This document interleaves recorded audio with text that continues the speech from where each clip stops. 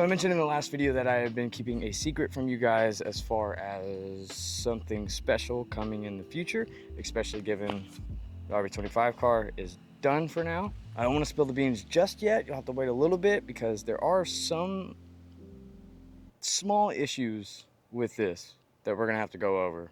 But here's your first hint. First, let's get it off the trailer and we'll go from there.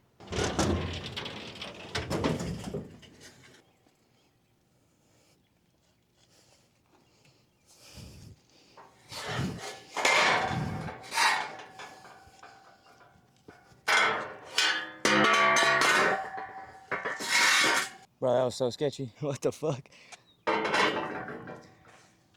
Here's a weird little hack for you if you are have an open trailer with ramps like these. What I do, flip them over and slide them in with the feet first.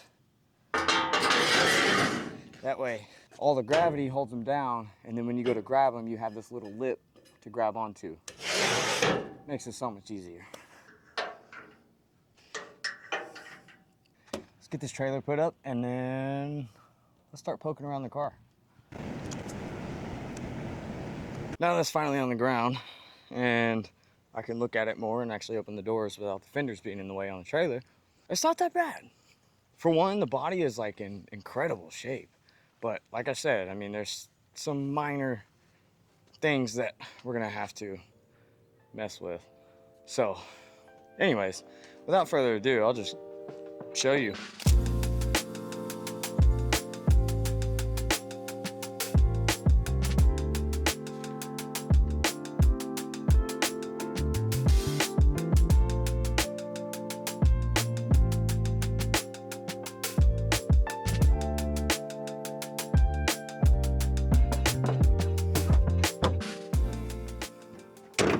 So here's a bone stock G35 sedan. As you can tell, the paint is absolutely trash on it.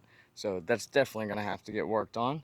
Let me know, should we do the lavender frost metallic like we did the Z and have a matching pair of cars? No? Maybe? I don't know.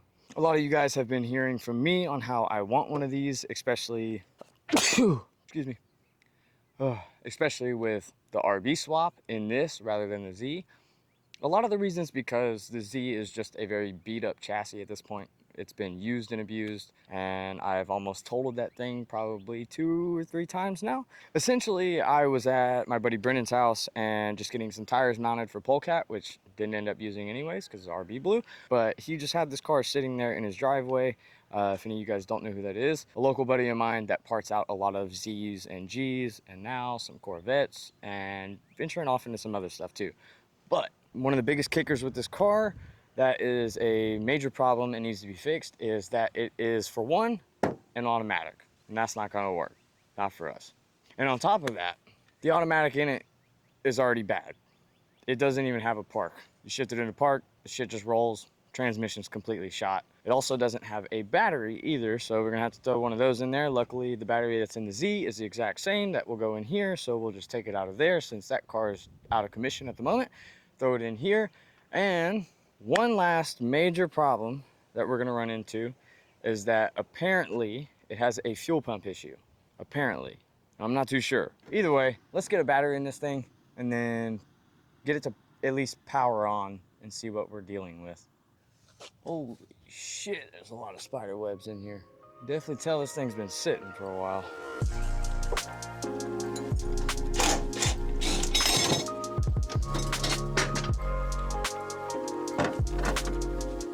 So of course the posts are on the wrong side, but I think we'll make it work.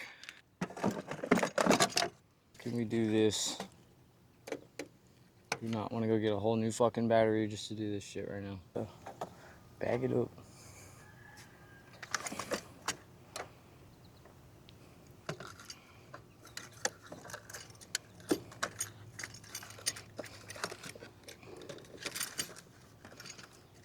Well, I don't suggest doing this, but I'm gonna go grab jumper cable so I can just jump the positive to the positive and we should be fine.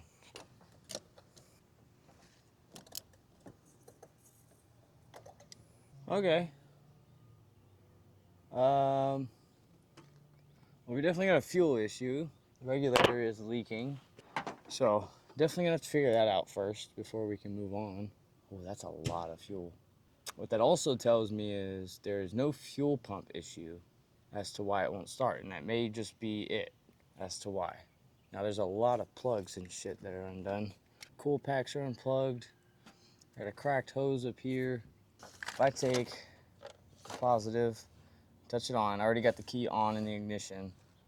Immediately, I'm spraying fuel out right there. So that just tells me that the rails aren't even getting all the fuel that it needs to actually crank the motor over. So I don't think the dude ever had a fuel pump issue. Obviously not. The pump's working. As soon as it's key on, it's got power, it's priming the pumps immediately. So we should be good on fuel there. I do think I have one in the intake boxes in the garage somewhere, so I'll have to, that actually might be in the car. There's a bunch of shit in the car that's just not out here. So we may be good on a first start whenever we get this thing pieced back together. However, I did notice that there are some minor leakages of just like oil caked up everywhere. So if I can get this on camera, right down in here, no, I don't want it. But down in the valve covers, I don't know, you might be able to see all that sludge and stuff just sitting there. But yeah, valve covers are pretty gross. Could definitely use a catch can. A VQ is going to drink a little bit of oil, that's just part of it. But it does look like this side as well for the valve covers probably does need to be replaced. All that stuff is really simple on these VQ motors, so that shouldn't be an issue at all. So obviously there's no kit on the car and everything like that, and you boys know I love my KBD, but sadly there is no full kit from KBD for this car yet. I think that's in the works. I'm not 100% sure on it, but you guys know I can't drive a car without a full kit. No, I guess I could, but I just really prefer not to. So I've already been looking at some for this car. There's not very many, just kind of like the Z, that actually look decent, other than one that I found, JP Fiberglass, I think is the company's name. Really has a kind of BN style kit look to it. Hate it or love it, probably my favorite style of kit is BN. Just that skirty look just looks amazing to me. I don't know what the fuck it is. That's probably what we'll go with. If you guys know of any other suggestions that I could look at, I'd be happy to. I'd love to, just so I can get what I actually want. Sadly, this trunk did have a spoiler, which you guys know I'm not a huge fan of spoilers or wings just in general, but I have always wanted a big Country Lab wing on a car. Maybe that'll be this one.